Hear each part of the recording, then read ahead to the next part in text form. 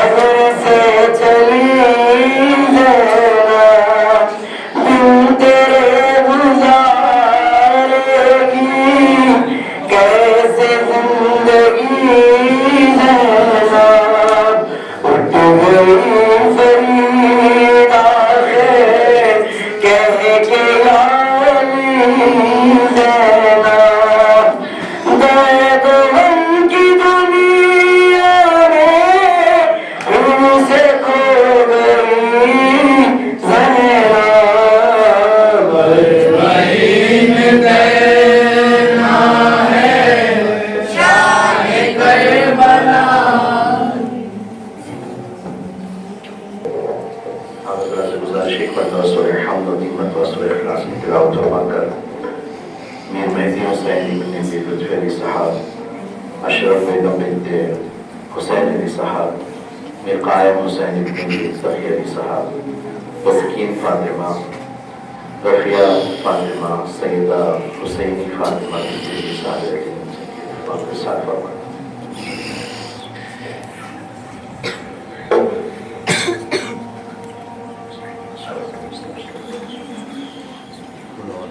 الطاهرين المعصومين والمظلومين ولعنة الله على أعدائهم أجمعين من الآن إلى قيام يوم الدين. أما بعد فقد قال الله تبارك وتعالى في محكم كتابه المجيد وفرقانه الحميد وقوله الحق. بسم الله الرحمن الرحيم. واستعينوا بالصبر والصلاة وإنها لكبيرة إلا على الخاشعين. صلوات پڑھتے محمد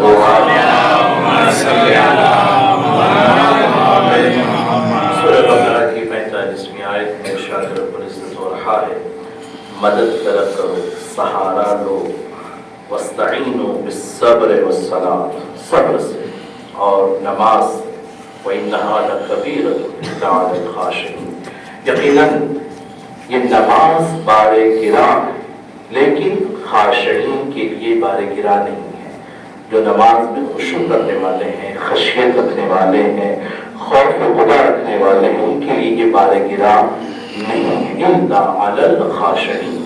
بس استعانت طلب کرنا ہے، مدد طلب کرنا ہے نماز سے اور صبر سے۔ اور ایک تفسیر جو معنوی تفسیر اس میں کہا جاتا ہے صبر سے مراد حضرت محمد مصطفیٰ صلی اللہ علیہ وسلم، صلاح سے مراد مولا کائنات امیر المومنین علی بن ابی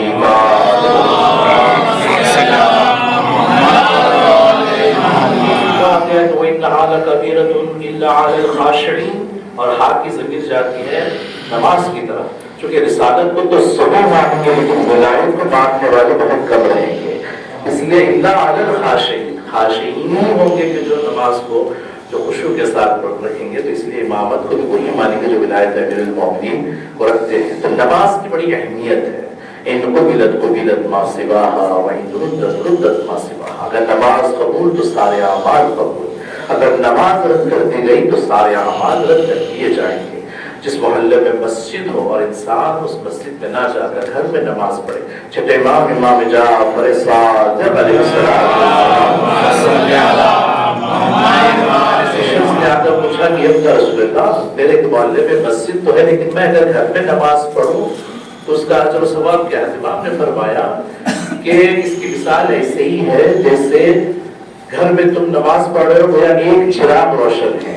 اور جب مسجد میں ہو تو ہزاروں چراغ ہوتے ہیں۔ اگر ایک ہوا کا جھونکا آتا ہے تو ایک چراغ جلد بجھ جاتا ہے، لیکن جب ہزاروں چراغ جلے ہوتے ہیں تو ہم کچھ بجھتے ہیں لیکن کچھ تو روشن ہوتے ہیں۔ صلوات پر دو محمد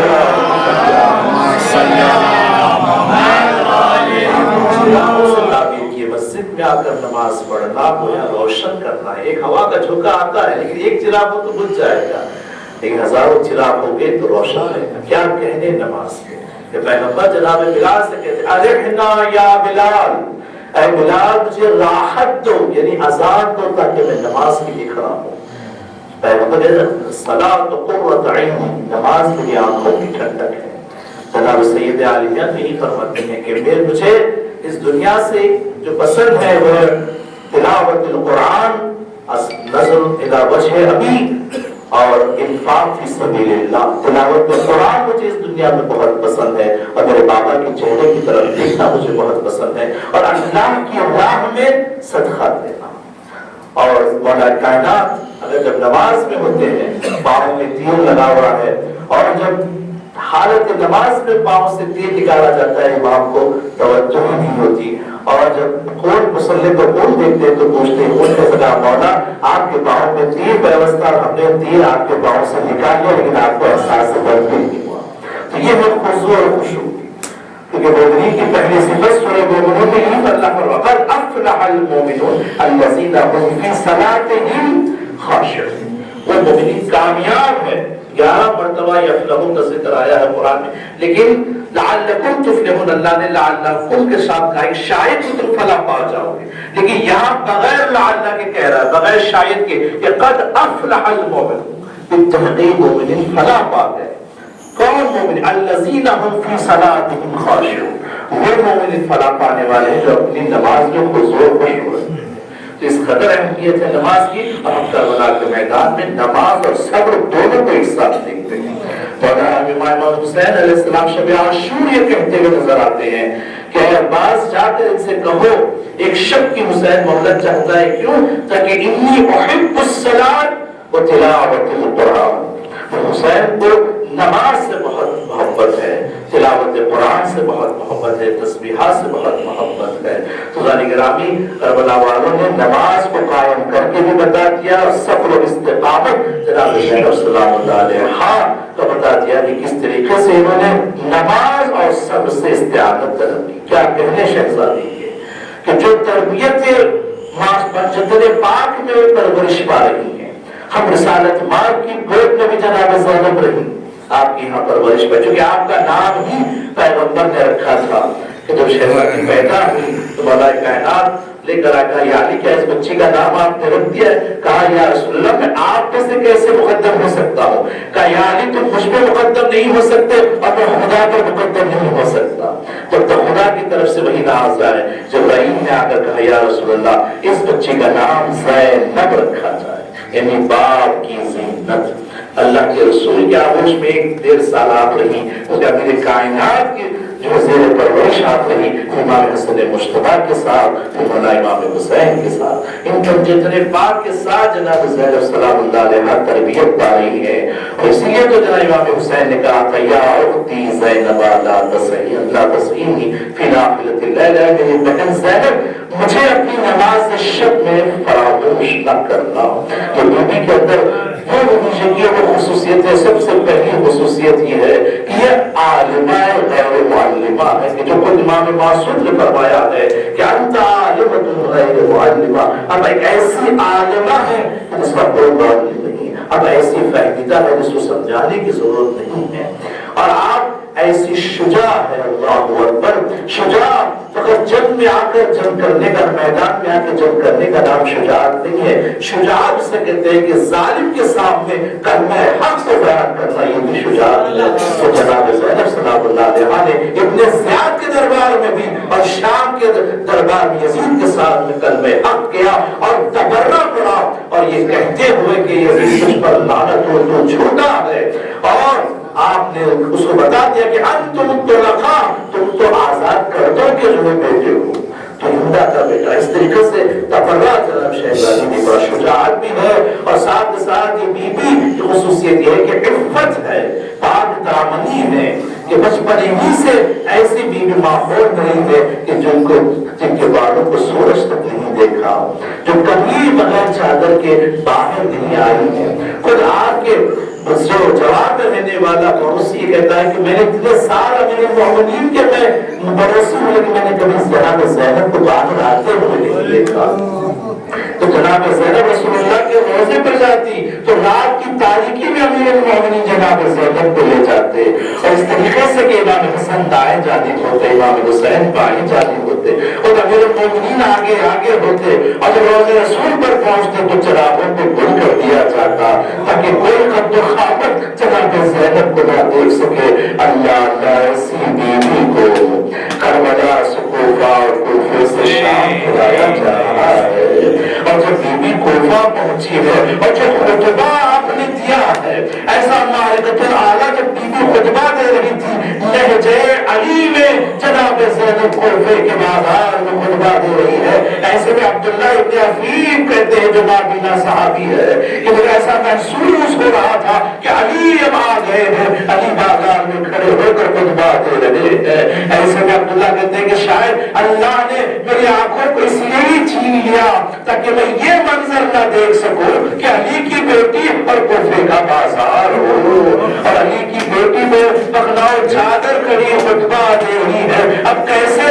زینب کے خطبے کو روکا جائے؟ تو ایسے میں کیا دیکھتے ہیں کہ سر حسین جو آیت الہی کی تلاوت کر رہا تھا، ام حسبت ان اصحاب الکہف والرقیم کانوا من آیاتنا عجبا. جیسے ہی یہ آیت کی تلاوت جناب زینب نے سر حسین سے سنی تو ایک جملہ مقتل نے لکھا. ایک ہوتا بھائی کے چہرے کو دیکھ کر کہا اے بھیا حسین مجھے یہ خبر دی جا چکی تھی, بابا نے مجھے کہا تھا کہ اے زینب تیرا بھائی حسین 3 دن کا بھوکا پیاسا شہید کیا جائے گا. اے بھیا مجھے جب میری ماں نے بھی کہا تھا اے زینب اپنے بھائی کے گلے کے بوسے لینا اس لیے کہ اس گلے پہ خنجر چلایا جائے گا. اے بھیا میں جانتی تھی کہ تم شہید ہوگے, لیکن بھیا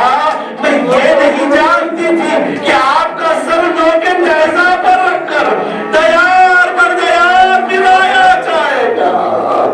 اور یہ جو ظلم ہوا ہے شہدائے کربلا کے ساتھ, کبھی یہ نوکے نیزہ پہ اٹھایا جا رہا ہے, کبھی صندوق میں رکھا جا رہا ہے. عباس کا سر ہے جو گھوڑے کی گردن میں باندھا جا رہا ہے, گھوڑا دوڑتا ہے, عباس کے سر کو تکلیف ہو رہی ہے. اللہ اللہ برضا دارو, آج کی شب کے لیے اتنا ہی کافی ہے کہ شب اربعین آ گئی. کل اربعین کا روز ہے, کل چکربلا والوں کا چہلم ہے. ارے 72 کا چہلم منانا ہے, کہیں پر علی اکبر کا چہلم منایا جا رہا ہے, کہیں عباس کا چہلم منایا جا رہا ہے, کہیں علی اصغر کا چہلم ہے, شہزادی کو فرصت دینا ہے. ارے ایک نہیں 72 کا چہلم ہے. کس طریقے سے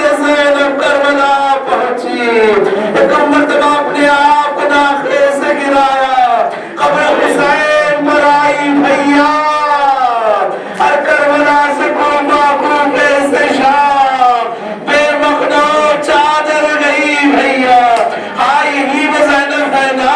جو لاش حسین کو دیکھ کر کہا تھا انت اخی, کیا تو ہی میرا بھائی ہے؟ عجب نہیں قبر حسین سے بھی آواز آ رہی ہے کیا تو ہی میری بہن زینب ہے؟ ارے جس کے بال سیاہ تھے آج وہی بال سفید ہو چکے, کمر خمیدہ ہو چکی ہے. ارے زینب زندان شام میں رہی, قبر سکینہ کو بھی بنایا ہے. اے بھیا میں آپ کی امانت کو کھو کر آئی ہوں, بیویوں نے دعا کیا واہ حسینہ, کوئی کہہ کر روئی واہ اکبرہ, کوئی بیوی کے واہ قاسمہ, اور رباب ہے جو اپنے ارے ششمائے کو یاد کر کر گریا کر رہی ہے. واہ اصغرہ جو ایک کربلا میں ایک بار نہیں 2 بار اس کا گلا چھینا گیا.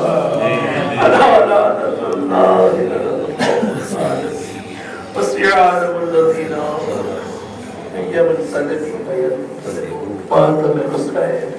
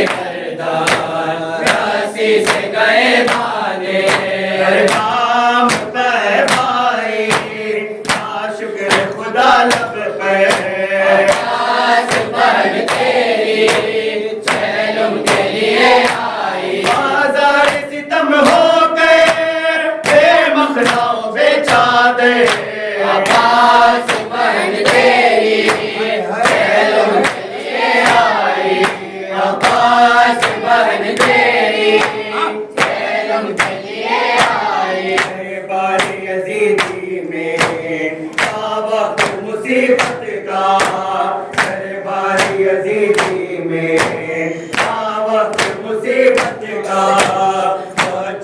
کنیزی میں ایک شخص نے تھا مانگا کراچی کو کنیزی میں ایک شخص نے تھا مانگا بجلی سے گری بھائی اسے دم دلے عابد پر آواز بن تیری چہلم کے لیے آئی آواز بن تیری چہلم کے لیے آئی کہتے تھے تماشائی یہ دیکھ کے اکبر کو کہتے تھے تماشائی یہ دیکھ کے اکبر کو جس کا بھی پسر ہے یہ مادر نہ وہ زندہ ہو جس کا بھی پسر ہے یہ مادر نہ وہ زندہ ہو یہ دیکھ کے منظر کو روتا تھا دل مجھتے آواز بن تیری چہلم کے لیے آئے آزار ستم ہو گئے بے مخلو بیچارے آواز بن تیری چہلم کے لیے آئے آواز بن تیری چہلم کے لیے آئے شیخر بملا لیجیے ہمارا سلام شیخر بملا لیجیے ہمارا سلام فاطمہ کے طلبا لیجیے ہمارا سلام شیخر بملا لیجیے ہمارا سلام شیخر بملا لیجیے ہمارا سلام لیجیے ہمارا سلام آگے رم جان پر شیر گیا آگے رم جان پر شیر گیا شبیہ مصطفیٰ لیجیے ہمارا سلام علمدار حسین ہے میرے قاضی عباس